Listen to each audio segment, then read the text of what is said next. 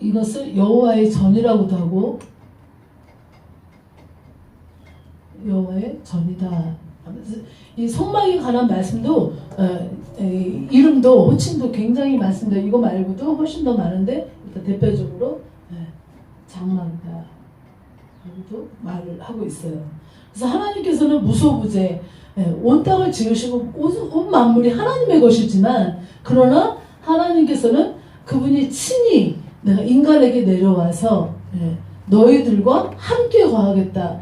가시적으로 보이는 눈으로 성막을 지어서 내가 그곳에서 너를 만나리라 하면서 사람 편에 사람을 위해서 하나님께서 이 성막을 지으시라고 하신 거죠. 내가 너와 함께 한다는 것을 보이기 위함이라고 제가 말씀을 드렸습니다.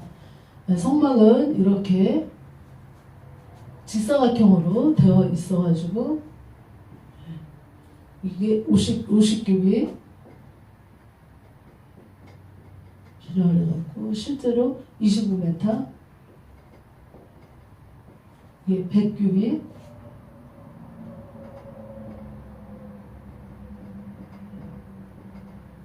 되겠습니다. 그리고 여기에는 이제 이렇게 문이 있어요.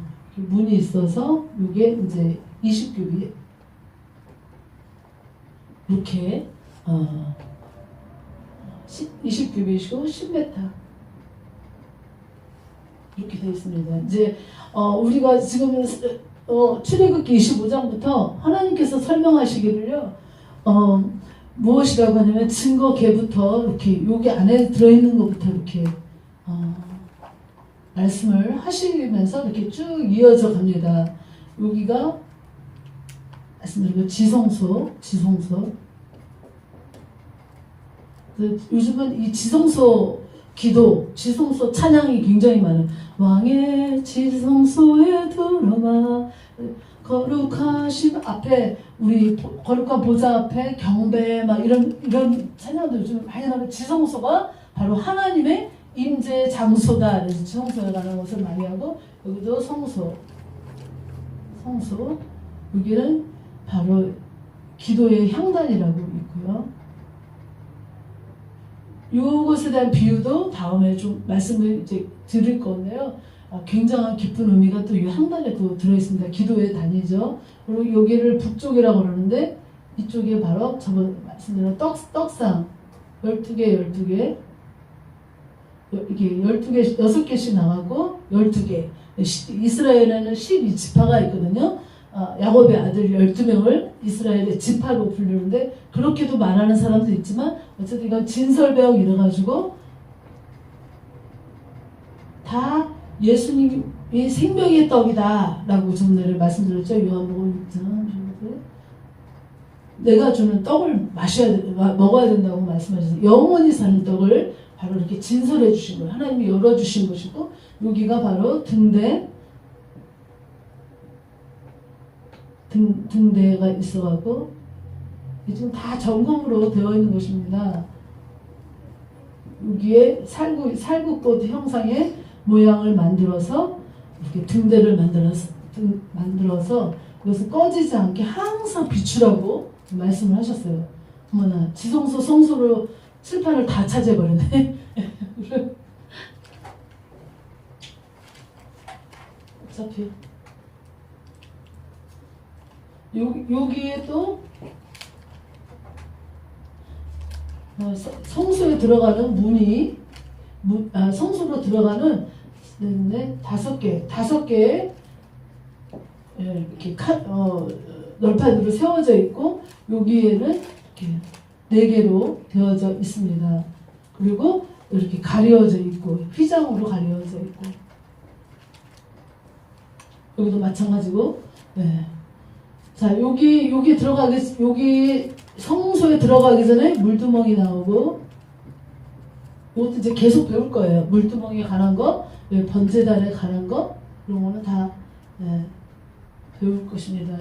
이렇게 되어져 있고 여기에 이제 아까 말한 문이 이제 있는 것입니다. 문을 통해서 번제단 들어가고 물두멍 들어가고 성소로 들어가는데 하나님 입장에서는 이렇게 이 이 법궤부터 쭉 설명을 하고 있는 거예요. 인간의 입장에서는 문으로 들어와서 이런 성소로 들어가는 것이고, 하나님 입장에서는 여기서부터 자신을 보여주고 계신 것입니다. 지성소부터 쭉 이렇게 만들라라면서 하나님의 계획과 뜻을 이제 깊이 있는 것부터 쭉 펼쳐주고 있는 것을 우리는 볼 수가 있습니다.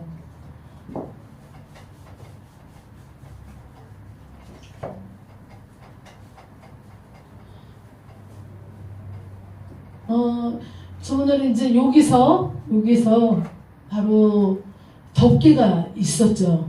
첫 번째 덮개가 뭐냐면 세마포에다가 청색, 홍색, 그다음에 자주색, 이걸로 이렇게 술을 놓아서 천사 모양을 만들려고 했어요. 지금 지성소가 이렇게 있으면 거기를 덮는 텐트를 덮는 것 같은 천막을 만드는데, 그것이 첫 번째는 덮는 거는 세마포, 청색, 홍색, 자색, 예수님의 왕권, 예수님의 보혈, 예수님의 푸르름. 세마포는 또 예수님의 의에 대해서 이렇게 청명한 홍색, 보혈, 왕권, 자색, 이런 것 다 하나하나 의미를 가지고 이 성소를 덮는 이렇게 덮개를 만들려고 지금 말씀을 하신 것입니다. 두 번째 덮개는 그 뒤에다가 염소털로 만든 것은 이제 너무 이제 재밌는 게요. 이렇게 이것을 덮을 때 첫 번째보다는 더 커야 되니까 한쪽은 5포, 한쪽은 6포, 그래가지고 요거를 있게끔 이렇게 만들었습니다. 여기에다가 금고리로 이렇게 만들어서 요 두 개를 연합시켜는, 그래서 쭉 덮게끔 만들었어요. 그래서 이게 지금 한 장소에만 있는 게 아니라 옮겨 다니거든요. 계속 이제 광야 40년을 옮길 때마다 다 뜯어서 가야지 되는 거예요. 뜯어서 걷어서 가져가기 편하게끔 다 고리로 이렇게 묶어서 만들어서 덮었던 것을 볼 수가 있습니다. 염소는 바로 제물로 드려졌었거든요. 제물 대신 예수 그리스도를 또한 상징을 하고 있는 것입니다. 염소는 제물 대신 예수 그리스도를 상징해서 또 염소털로 만들고, 붉은색 수당의 가죽으로 또 덮는다는 것도 역시 예수님의 보혈을 말하는 것이고, 그 다음에 이제 해달의 가죽으로 이제 찔기고 또 검고 이래서 제가 말씀드린 것처럼 흠모할 것이 하나도 없는 예수님을 또한 의미한다고 말씀을 드렸죠.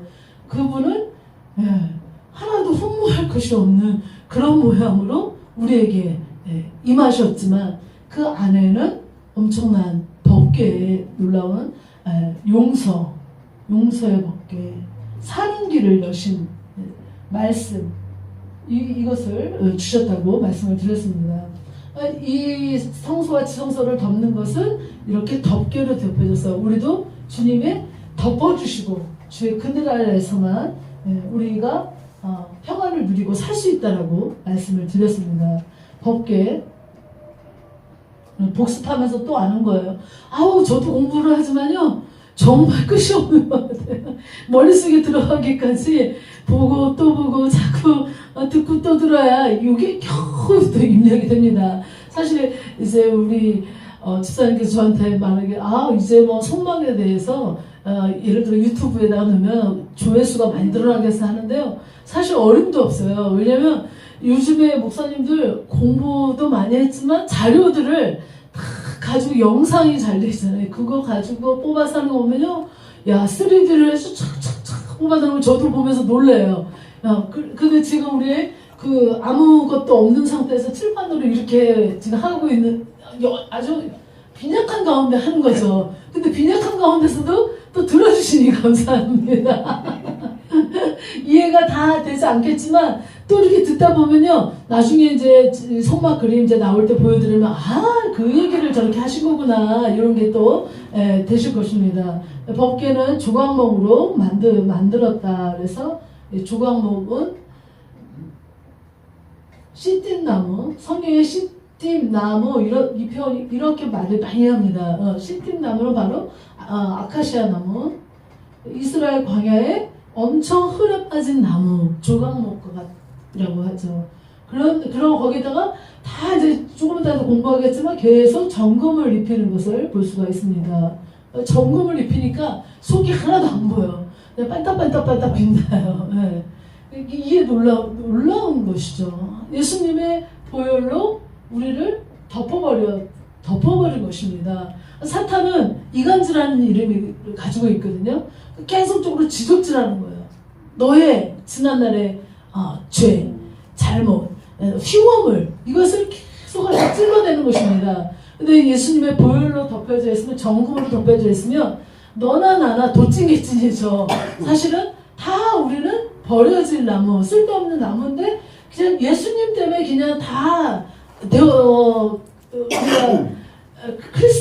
그리스도인, 주님의 자녀, 주님의 권세, 이것을 가지고 용서받을 의인이 된 것이지, 그 부분을, 죄된 부분을 가지고 있으면 여기에 서 있는 사람은 아무도 없을 것입니다. 그래서 여기에다가 주님이 정금을 입히셨다는 것은 너무나 놀라운 일이 될 줄 믿습니다. 이 법궤 안에다가, 법궤 안에다가, 이 안에다가는 저번에 말씀드린 것처럼 여기에 만나 항아리, 이스라엘 백성들, 너희들을 내가 이렇게 먹였다. 광야에서 이렇게 먹였다.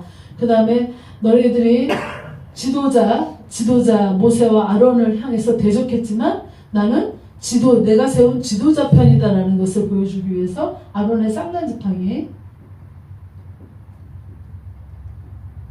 들어있고, 그 다음에 제일 중요한 또한 십계명, 모세에게 주었던 십계명 판이, 이렇게 두 판이 이 안에 들어있는 것을 볼 수가, 여기다 집어넣으라 라고 말씀을 하셨습니다. 그리고 여기 위에다가 이렇게 천사를 두시고, 천사가 서로 마주보게 하면서 여기를 속죄판, 여기를 은혜의 보좌.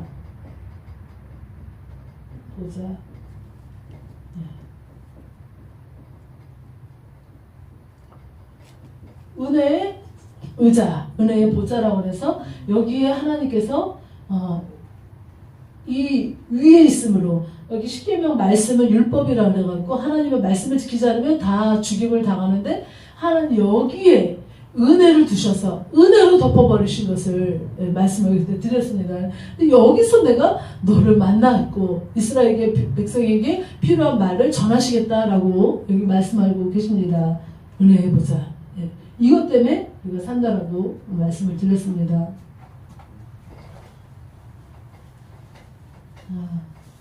오늘 말씀은 무엇이냐면, 여기 이렇게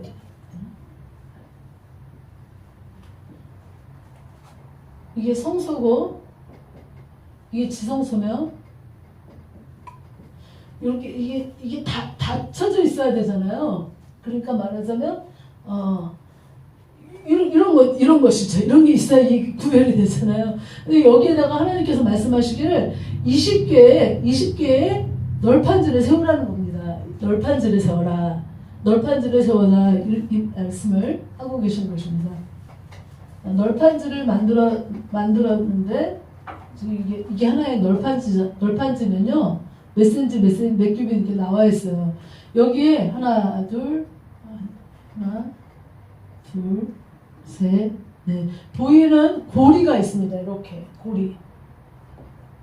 그래갖고 이 널판지를 20개를 만드는 거예요. 또 이런 식으로 이렇게 만들 때 여기 고리를 두고, 또 하나는 보이지 않는 고리로 쫙 묶어놨습니다. 그러니까 뒤편에서 보면은 하나로 쫙 이렇게 되어 있는 거예요. 네, 커튼 봉처럼. 그리고 여기는 이렇게 나오게끔 돼갖고 여기에 또 금으로 이렇게 막대기를 둔 것입니다. 그래서 이거는 조금 더 말했지만 성도들의 연합을 의미하는 것입니다. 이것도 다 널판지도 주걱목으로 만들었어요. 하나하나. 근데 거기서 다 금으로 씌워진 것입니다. 번쩍 금으로 씌우고 여기 이제 이 널판지잖아요. 여기다가 이렇게 두 촉을 만들라고 말씀을 하시는 것입니다. 지금 출애굽기 26장의 말씀이에요. 여기다 두 촉을 이렇게 뾰족하게 들어가게끔 만들라는 거예요. 그리고 요 밑에는 무엇이 있냐면 은받침이 있습니다. 은받침. 요거 보세요. 여기가 지금 은받침이 있어갖고 자, 세우려면 받침이 있어야 되잖아요. 요거를 은으로 만들라는 거예요. 은받침. 이거는 이스라엘 백성의 청년 20세부터 50세 청년들의 자기네 속전세, 그러니까 자기의 생명을 구원해 주신 거 감사해서 하나님 앞에 바치게끔 되어 있거든요. 속전세로 낸 은으로 43kg 된다고 그러더라고요. 43kg 정도 되는 은을 아주 단단한 거죠. 여기다가 받쳐서 이 널판지를 세우게끔 이렇게 만드는 것입니다. 이게 다 이렇게 만들었어요. 그래서 여기에 20개, 또 여기에 20개, 40개죠. 40개. 그런데 여기에는 6개. 이쪽에는 이건 북쪽이고, 요 서쪽에다 하나, 둘, 셋, 넷, 다섯. 맞습니까? 하나, 둘, 셋, 넷, 다섯, 여섯. 하나 빼야겠다. 이렇게 만들어갖고, 여기는 6개로 세우라는 것이에요. 6개 세우고 여기다가 하나를 더 세우라는 거예요. 하나를 2개를 맞붙이라는 겁니다. 여기는 코너에는 원래 있는 데다 하나를 더 추가시켜서 만들라는 거예요. 그래서 여기 6개 여기 하나하나 더 추가돼서 총 48개의 널판지를 세우라라고 말씀을 하십니다. 그래서 이거 널판지 밑에는 아까 말한 것처럼 다 은받침이 있어서 이렇게 다 끼우게끔 짝짝 끼우게끔 하고 이렇게 줄을 만들어서 넘어지지 않도록 단단하게 붙잡으라고 지금 말씀을 하고 있는 것을 볼 수가 있습니다. 그러니 이 성소 주성소 안이 얼마나 화려하고 멋지겠어요. 금으로 만들었는데 이 은받침 역시도 주님이 성전의 기둥이라고 주님께서 성전의 밑받침이 참 중요한 것입니다. 이게 단단해야지만 기둥이 쓸 수가 있지 않습니까? 그래서 이 교회도 세워가는데 있어서 이렇게 밑받침을 해주는 사람이 정말 중요한 거예요. 그러니까 목사한테 밑받침이 되어주는 사람, 어떤 사람이든지 제대로 성장하기 위해서 누군가의 희생이 필요하죠. 희생을 받은 사람일수록 또 그것이 든든하면 세워지기가 쉬우니까 인생 가운데서 그런 사람 한 사람 만나는 게 그렇게 쉬운 것은 아닌 것 같아요. 자녀한테는 부모가 밑받침이 되어줘서 세울 수 있게 또 하는 거고, 부모가 희생함으로 인해서 내 자녀들이 가는 길을 이렇게 갈 수 있도록 힘이 되어주는 거고, 또 이 교회도 역시 성도 중에서 또 누군가가 이렇게 목사님을 받쳐주고 힘 받을 수 있도록 해주면 세워져 가기 때문에 이 하나님의 하나님의 성전이 하나님의 거룩한 텐트가 온전하게 되어져 가는 것을 말씀을 하고 있는 것입니다. 절대 혼자 되는 것이 아니라는 것이죠. 혼자 예를 들어서 교회 안에 목사 혼자 설교를 잘하고 은혜가 넘친다 그래서 혼자 잘 되는 것도 아니고 또 성도 역시 아무리 똑똑하고 아무리 능력이 많아도 또 혼자 세워지는 건 절대 아니고 그래서 이것을 연합이라는 것을 통해서 함께 하는 것을 통해서 세워져 가는 것을 의미를 하는 것이죠. 그래서 이게 하나님께서 이런 것을 우리 인간 사회에 주신 것을 우리가 그러니까 사회의 질서이죠. 모든 원리. 그래서 인생이 그래 혼자 가는 게 아니야라고 말씀하신 거죠. 다 이렇게 또 하나님이 하셔요. 또 누군가를 붙여주시는 줄 믿습니다. 나 혼자 할 수 없도록 같이 할 수 있도록 뭔가 또 도와주고 힘을 받쳐주는 것인 줄 믿습니다. 저도 오늘 또 생각지도 않은 전화가 이렇게 음성으로 왔어요. 조 목사님 오늘 주일이죠. 거기는 주일이죠. 힘내시고 오늘 말씀에 큰 은혜가 있을 줄 믿습니다. 막 이렇게 온 거예요. 그게 저한테 힘이 되는 거예요. 야, 말 한마디가 사실 사람은 힘이 되는 거예요. 그게 아부하는 것이 아니라 큰 무엇인가를 안 하더라도 말 한마디로 천년배도 걷는 것처럼 힘이 또 주님의 음성으로 들리는 거죠. 하나님께서 긴장하고 있는 나에게 긴장하고 있는 조 목사한테 힘 줘라. 마음의 감동을 줘갖고 또 전화 한마디라도 또 그렇게 해서 할 수도 있는 것인 줄 믿습니다. 그 주님은 그런 거를 기뻐하는 것이죠. 왜냐하면 다 이렇게 하나니까 평안에 매는 줄로 너희가 하나가 되어서 하나님의 몸을 세우고 우리가 몸이니까 몸을 세우고 그리스도가 우리의 머리니까 그렇게 세우라는 뜻이 요 성소 이렇게 성막 안에 또 이렇게 들어 있는 것을 볼 수가 있습니다. 에베소서 4장 3절에 보면은 평안에 매는 줄로 성령이 하나 되게 하시는 것을 힘써 지키라라고 말씀을 하십니다. 부족한 것이 있을 때 지적질하는 것이 아니라 왜 저거밖에 못해? 그 정도야? 할 수 있는데 주님은 그런 것이 아니라 우리가 부족한 자들이 만나는 거예요. 부족한 자들이 만나서 하나님 절대로 교만하면 주님이 제일 싫어하는 게 교만인 줄 믿습니다. 나 혼자 잘났다는 거. 그래서 하나님은 우리를 만들 때 또 만나게 할 때 부족한 자들이 만나게 해서 서로 주거니 맞거니 채워주고 돕는 배필 아담의 돕는 배필 하와도 돕는 배필이라고 했잖아요. 세워주는 역할. 갈빗대 하나를 취해서 세워주는 온전하게 설 수 있도록 해주는 역할 그 일을 하라고 결국 만남도 다 사랑 따라 만나는 것인 줄 믿습니다. 처음에 좋아서 사랑으로 만나는 것 같아도 그거 아니고 하나님은 사명만이 남게 하시는 거예요. 사명으로 또 하나님 일을 하게 하시는 것을 또한 볼 수가 있습니다.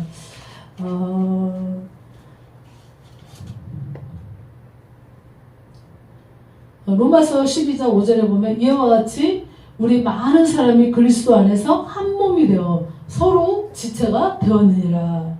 고린도서 12장 12절에 보면 몸은 하나인데 많은 지체가 있고 몸의 지체가 많으나 한 몸인 것 같이 그리스도도 그러하니라 하면서 계속 주님과 연합을 지금 계속 강조하거든요. 이 널판지는 연합을 강조해요.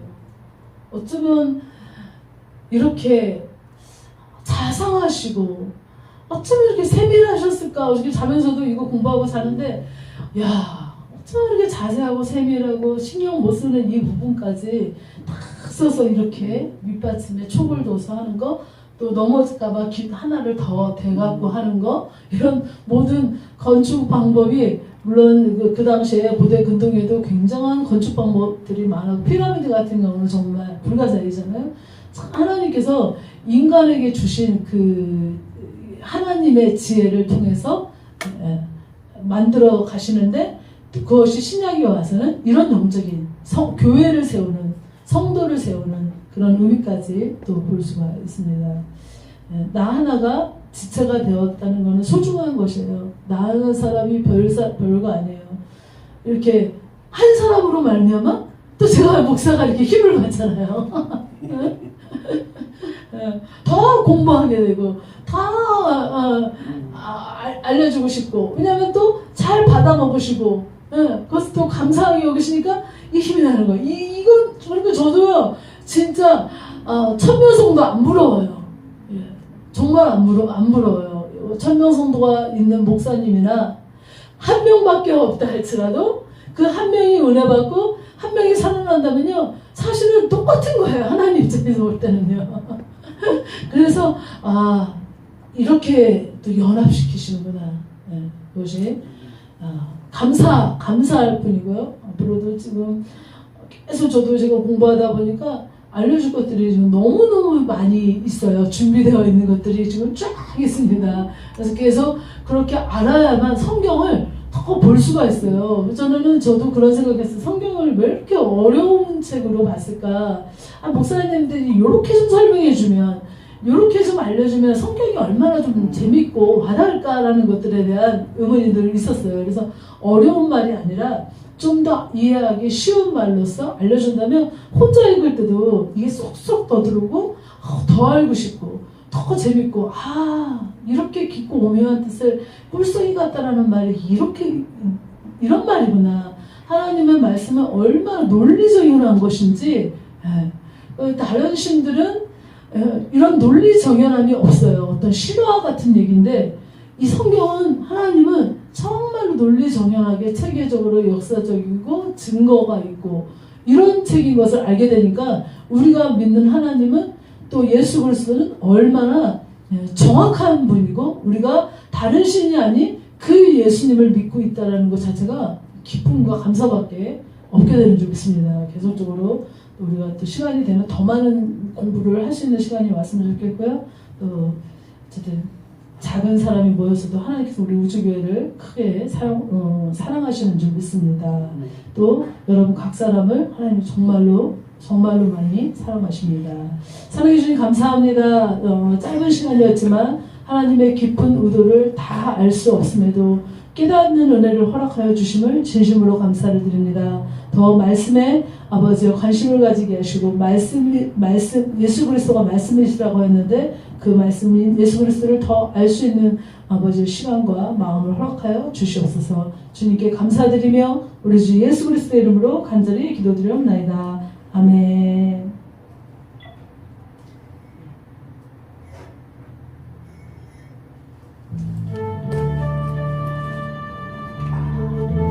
주님 사랑합니다. 주님 감사합니다. 지혜와 계시의 영을 부어주시옵소서.